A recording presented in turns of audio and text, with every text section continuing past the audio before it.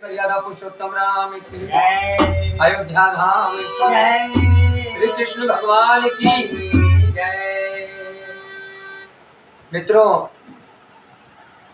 ये कंस चरित्र की कथा गा रहे हैं हम लोग। कंस पिछले जन्म में कालनेमि नाम का दैत्य था। हनुमान जी के हाथों से मुक्ति पाकर वही दुष्ट महाराजा उग्रसेन के घर में कंस नाम से दोबारा जन्म लेता है। बचपन से ही कंस बलशाली और मल्ल युद्ध में पारंगत था, लेकिन दुष्ट भी था। महिष्मती और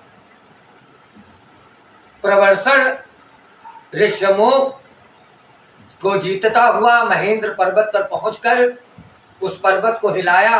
भगवान परशुराम क्रोधित होकर उससे कहते हैं, इतने बड़े पर्वत को उठाने वाले, अगर जो तू भगवान विष्णु के इस धनुष को उठा देगा तो मैं तुझे क्षमा करूंगा। कंस ने उस धनुष को उठाया और प्रत्यंचा चढ़ाने की कोशिश करने लगा। मित्रों सुनिएगा,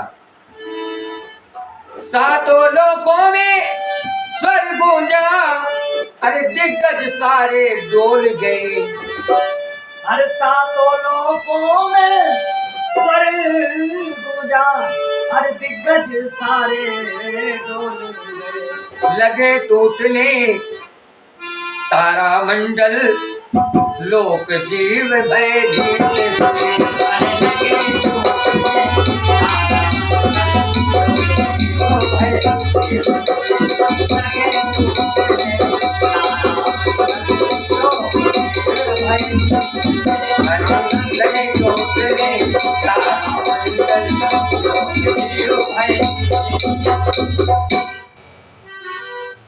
उस धनुष को कंस ने उठाया और उसको कान तक खींचा, और जैसे ही उसके डोर को छोड़ा ये सारा जगमंडल कांपने लगा, सारे जीव भयभीत हो गए।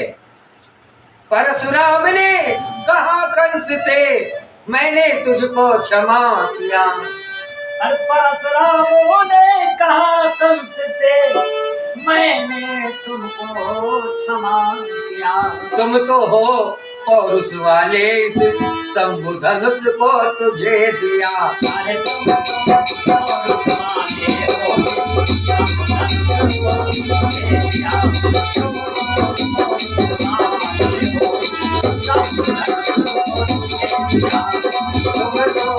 तुझे दिया। तुम तो और उस वाले हो। उस शिव धनुष को भगवान परशुराम ने कंस को दिया, लेकिन कंस को सावधान भी किया है। कंस याद रहे, हे कंस शंभु के इस धनु को जो तोड़ेगा। अरे याद रहे, हे कंस शंभु के इस धन को जो तोड़ेगा। उस भगवान विष्णु के धनुष को परशुराम जी ने कंस को दे तो दिया, लेकिन सावधान किया कि हे कंस याद रहे, हे कंस शंभु के इस धन को जो तोड़ेगा, बैरी होगा तेरा जग में वही तुझे संघारेगा। बैरी होगा तेरा जग में वही तुझे संघारेगा। बैरी होगा तेरा जग में वही तुझे संघारेगा। अरे बैरी होगा तेरा जग में वही तुझे संघारेगा। अरे बैरी होगा तेरा जग में वही तुझे संघारेगा। परशुराम जी से भगवान विष्णु का धनुष पाकर कंस और भी अहंकारी हो गया और भी घमंड आ गया मन में। लगा विचरने कंस जगत में, नहीं किसी ने युद्ध किया। हर लगा विचरने कंस जगत में, नहीं किसी ने युद्ध किया। कोई ऐसा धरती पर वीर नहीं बचा जो कंस के सन्मुख आकर उससे युद्ध करे। अरे लगा विचरने कंस जगत में, नहीं किसी ने युद्ध किया, हुए अधीन सभी नरपतिगण, निज को सेवक मान लिया।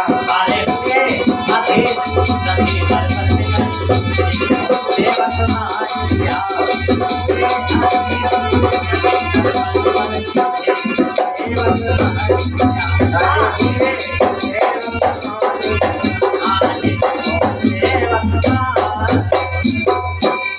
सभी राजागण बिना युद्ध के ही कंस के सामने नतमस्तक हो जाते हैं और खुद को कंस का दास मान लेते हैं। लेकिन अब ये अपने घमंड में चूर, अब यह पहुंचा सागर तट पर, यहाँ अघासुर रहता था।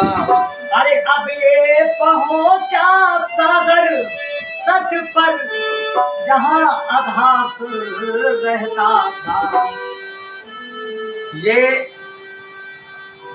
नाना प्रकार के राज्यों को जीतता हुआ सागर तट पर पहुंचा, जहां पर एक असुर रहता था जिसका नाम था अघासुर। अब यह पहुंचा सागर तट पर, यहाँ अघासुर अरे रहता था। सर्पकार रूप था इसका, डस कर जहर उगलता था।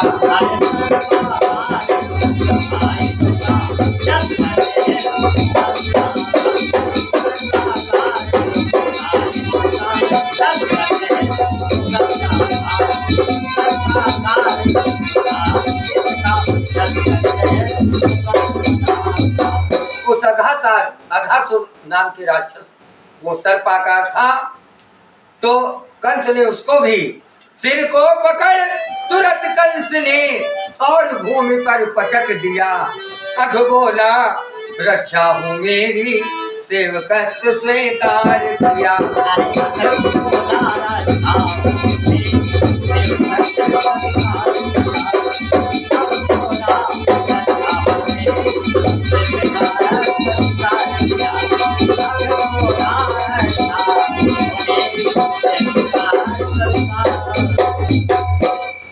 सागर तट पर पहुंचकर अघासुर को परास्त कर उसको भी अपना दास बनाकर कंस आगे फिर मदमस्त होकर घमंड में चूर प्रस्थान करता है।